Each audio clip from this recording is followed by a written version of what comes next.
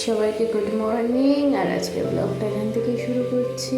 সবাই সাথে থাকুন আর দেখতে থাকুন আমার ব্লগটা।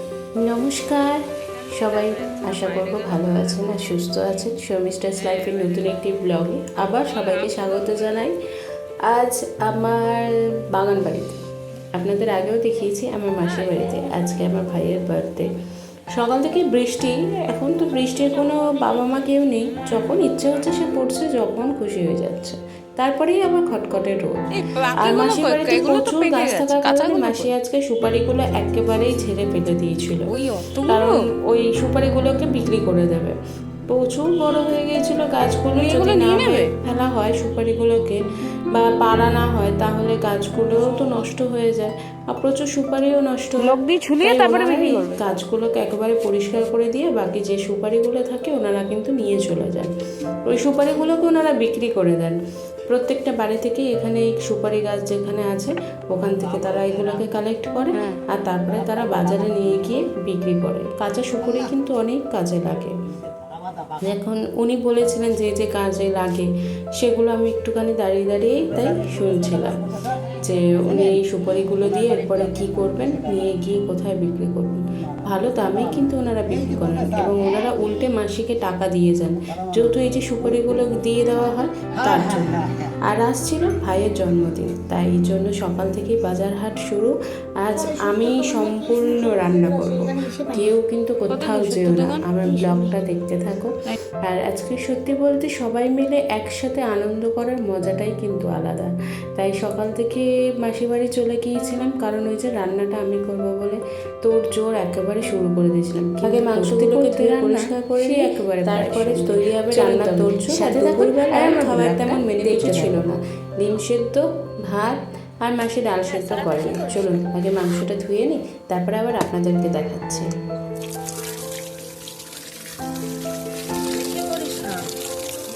বেশি করিস না, করিস না। রাজের পাতে পড়েছে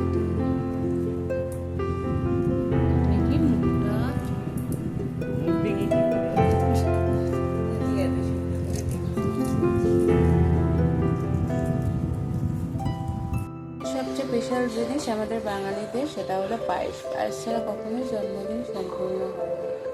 তাই পায়েসটা আগে করি, তারপরে আর ওদিকে শরীরে প্রায়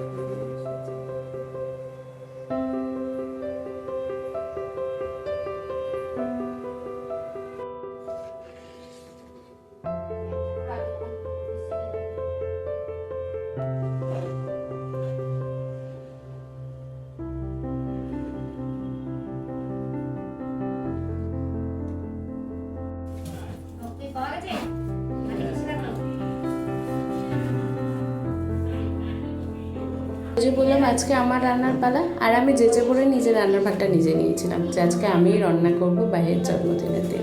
তবে রান্না খেয়ে এমন কেউ নেই যে আমাকে বলেনি রান্নাটা ভীষণ ভালো হয়েছে। বিশ্বাস করুন, সবাই এসে একটা করে বলে গেছে রান্নাটা খুব টেস্ট হয়েছে। যাই আগে পায়েসটা রান্না করে নিই। আর পাশে ওদিকে চলছে একটুখানি বার্থডে ডেকোরেশন। খুব তো বড় করে কিছু নয়, ঘরোয়াই।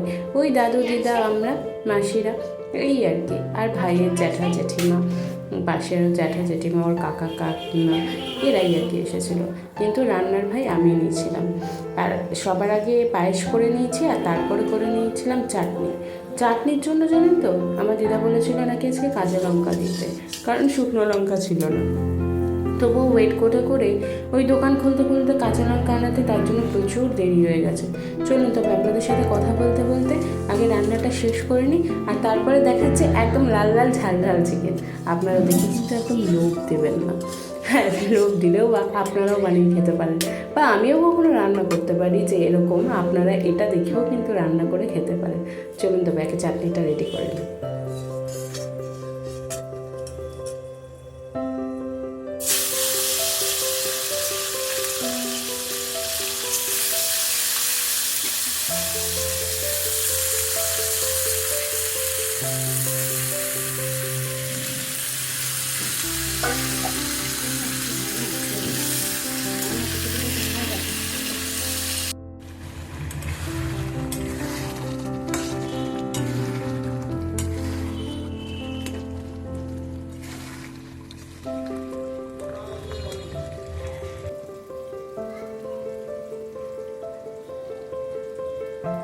মশলাকে কষানোর পালা শেষ। এবার চিকেনগুলো দিয়ে ভালো করে কষিয়ে তারপরে মশলাটাকে আরও খানিকক্ষণ ধরে কষাবো। হ্যাঁ, মাংসে যদি আপনারা জায়ফল আর জৈত্রী গুঁড়ো দিয়ে রান্না করে থাকেন আর তার মধ্যে চাল মগজ দেন, তাহলে কিন্তু গ্রেভিটাও একটু বেশি হয় আর মাংসের যে টেস্ট সেটাও কিন্তু খুব অন্যরকম হয়। সত্যি খুব অসাধারণ হয়েছিল মাংসটা। এখন আমি তো আর আপনাদেরকে বলে বোঝাতে পারবো না যে কীরকম মানে হয়েছে, সেটা মুখে বলে বোঝাতে পারবো, বাট টেস্ট করিয়ে তো আর আপনাদের দেখাতে পারবো না। তাই আপনারাও চাইলে যদি মনে করেন যে হ্যাঁ তুমি কীভাবে রান্না করেছে জানতে চান, অবশ্যই আমাকে কমেন্ট বক্সে কমেন্ট করতে পারো।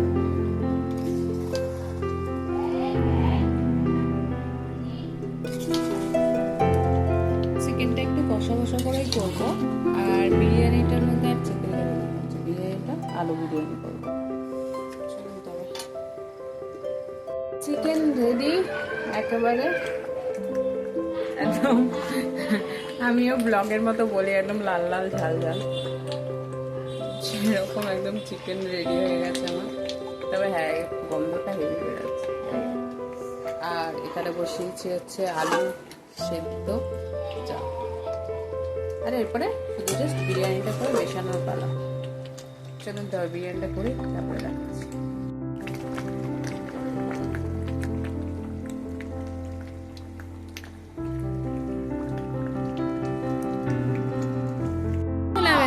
কার জন্মদিন? কার হ্যাপি বার্থডে?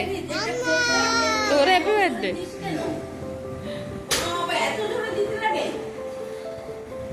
যার হ্যাপি বার্থডে সে কই? এ মা, হ্যাপি বার্থডে ভাই জামা পরে।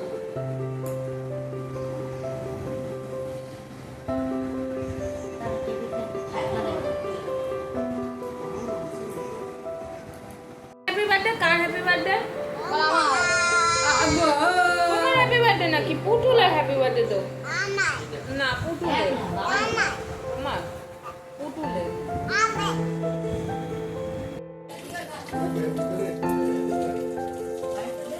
মাসি তুই কোনো কাজে এসছিস?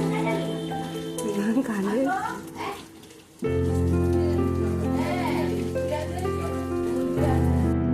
একসঙ্গে দুটো কাজে, ভিডিও হবে, টর্চও হবে, সব হবে।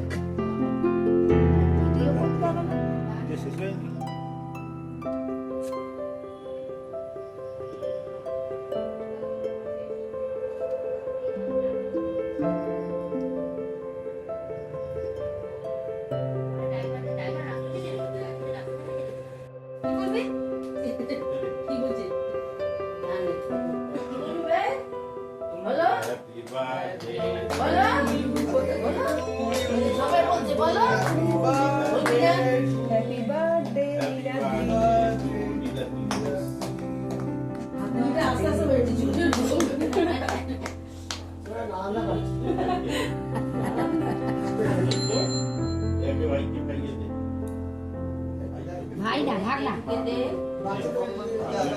এমন মানে হয়ে গেছে না, হাত দিয়ে না মানে কি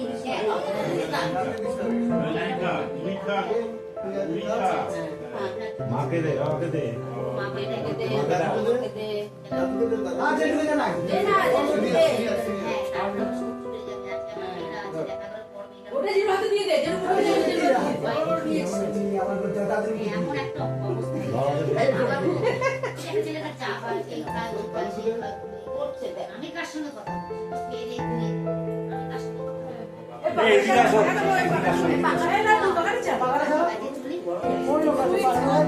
কিক দেবে তো তোমরা। এই বললি, এই বললি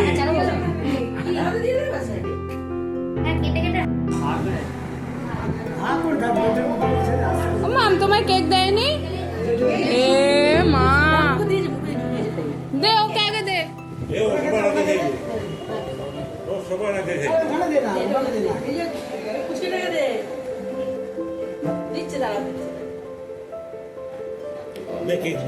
চলুন তবে কেক কাটাকাটি আর খাওয়া দাওয়ার পর্বটা এবার শুরু হোক। আর খাওয়া দাওয়ার পর্বটা আপনাদের সাথে শেয়ার করতে পারলাম না, পরের ভিডিওতে আবার দেখা হবে। সবাই ভালো থাকবেন, সুস্থ থাকবেন।